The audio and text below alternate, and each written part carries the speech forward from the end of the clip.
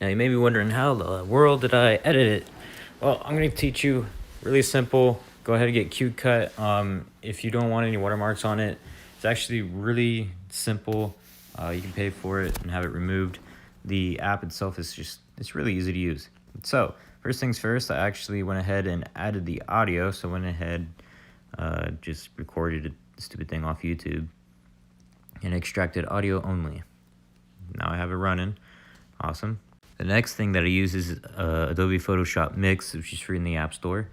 It's going to be out sideways, and I'll rearrange that in a second. Just simply add a project. The next thing that we're going to do is we're going to head and add an image to it. And I'm going to let me choose one that's not too hard. But yeah, it's complicated enough that it might actually help you guys out if you want harder stuff. So I'm going to actually use this one. I am taking the background out completely, but the concept's still going to be the same. So what it is 2 images, and the first image I'm going to keep as it is, and the second image, let's say we were using the bathroom in the background, I would simply edit it.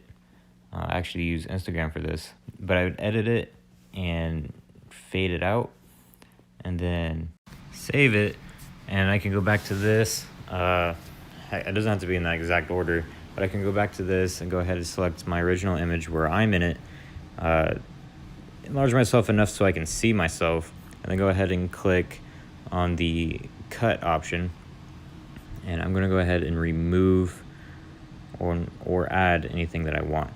And now I want to remove all the background, and I'm going to do super simple and use a smart cut that'll allow me to get the general picture, but otherwise I'd have to go in and fix it myself. Once I get all the little tiny details done, I can then proceed to fit the image to the background. Now it's a little bit harder if you're using a completely different background because the lighting is all different, and that's one of the reasons that I'm switching over to Instagram, is so that I could blend it together. Let me double check what the background looks like on this. All right, I'm not gonna worry about tilting the back. So it's in Instagram Edit. I'm just really used to editing pictures with this program, so I'm very comfortable using it. My objective is to make this entire picture, kind of void of color to really pop out the main image. Now, sometimes it doesn't work on all images. There's a couple loading screens that I actually had to delete because it just didn't work out. Now, sometimes like you saw the detective looking one, it works really well. You just got to kind of mess around with it and know what you want. Now that I have the image, I'm going to go ahead and screenshot it. Then I'm going to cut all that unnecessary crap out. I'm going to bring it back to the Adobe Photoshop mix and try to fit it back into place. Now I move the selfie to the front and I screenshot it, and then do the same thing by editing out the unnecessary little scraps.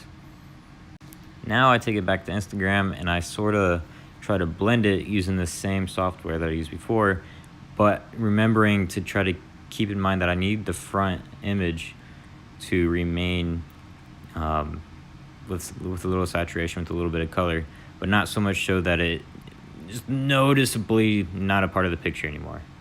And then boom, I have the image. One other thing that I've actually used the Photoshop editor on our phone, and I've actually used this CuteCut program on my phone, and I've made animations out of it, and it's actually pretty cool. Using a phone is a hell of a challenge, but you know, it might be worth it. All right, guys, thank you guys for watching. Hope you learned something new. Hope you enjoyed the loading screen.